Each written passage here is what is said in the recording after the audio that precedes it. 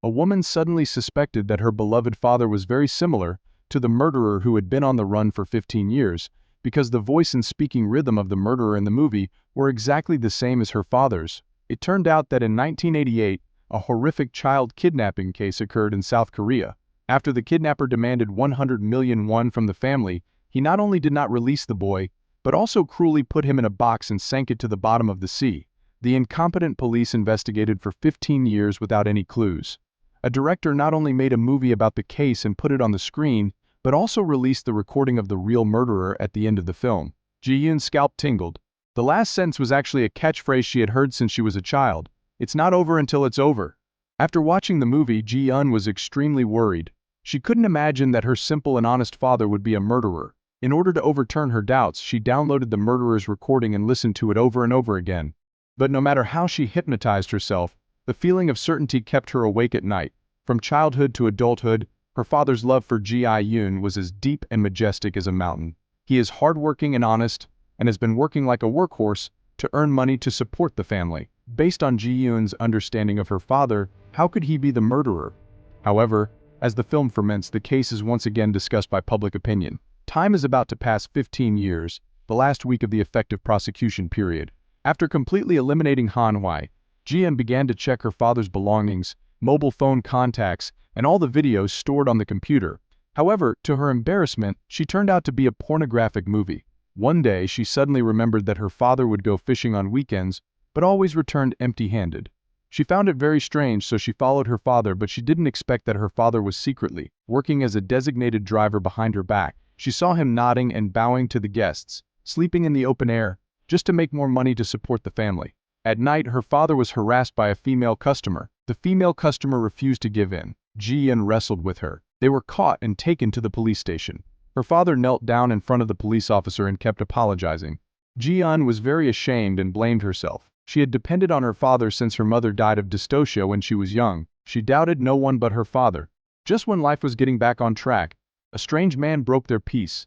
He rushed into the house and overturned the tribute. Ji-yoon didn't know him at all, but he knew everything about this family.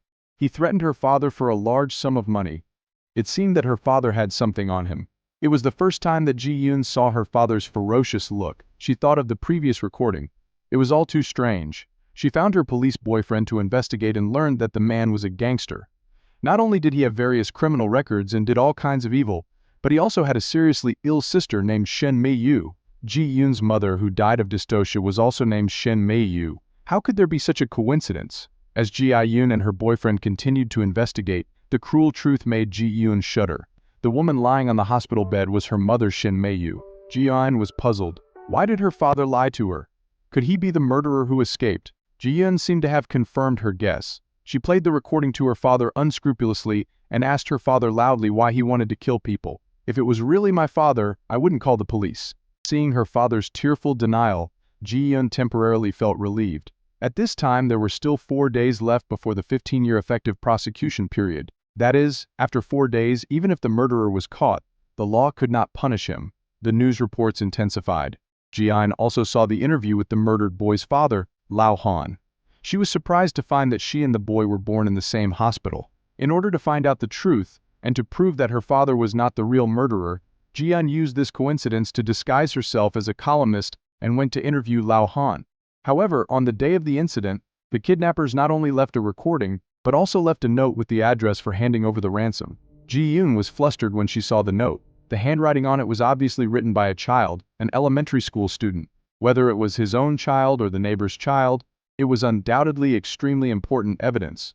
And the handwriting on it was not someone else but Ji-yoon in her childhood.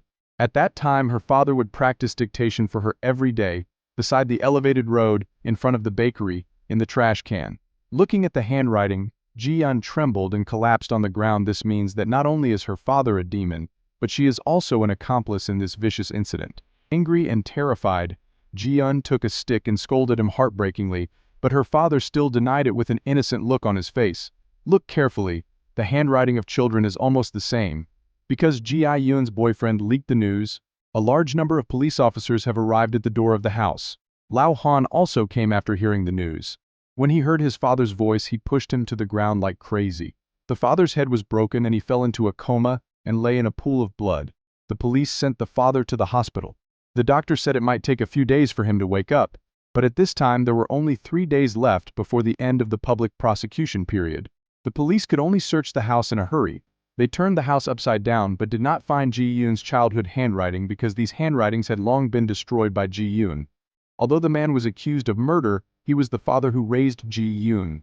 There was only 1 day left before the end of the public prosecution period. Facing the police officer's questioning, Ji-yoon denied everything. Now she has become her father's accomplice. The police officer pressed on step by step, describing the cruel scene of the murderer's crime, but Ji-yoon still kept silent. The furious Lao Han grabbed Ji-yoon and said, "Your father is the murderer, right? You remember it all, right? That note was clearly written by you. Please tell the truth." At this time, Ji-yoon's father had woken up. The police immediately collected voice records for verification. There were still 3 hours before the end of the public prosecution period. A large number of media had arrived outside the ward. Everyone was anxiously waiting for the results. Finally, the voice print verification report was released. "You can go home. The voices don't match. Could it be that my father is really not the murderer?" Ji-yoon dragged her father to the crime scene with full of suspicion. There were only 5 minutes left before the end of the public prosecution period. Ji-yoon's conscience was whipped and burned. She wanted to know the final truth. Time skipped 12 o'clock until the end. It's not the end. The father only showed a strange and evil smile. The public prosecution period has passed, and he has truly escaped the punishment of the law. He is the real murderer of the major child murder case that has been hidden for 15 years. Ji-yoon was stunned. At this moment, Lao Han rushed over in a car. Since the law could not punish him, he killed the devil himself. After the violent explosion of the vehicle, the truck fell to the bottom of the lake. This time, even though the prosecution period has passed, like karma, my father has sunk to the bottom of the lake where he threw the child. The end. Thanks for watching. See you next time.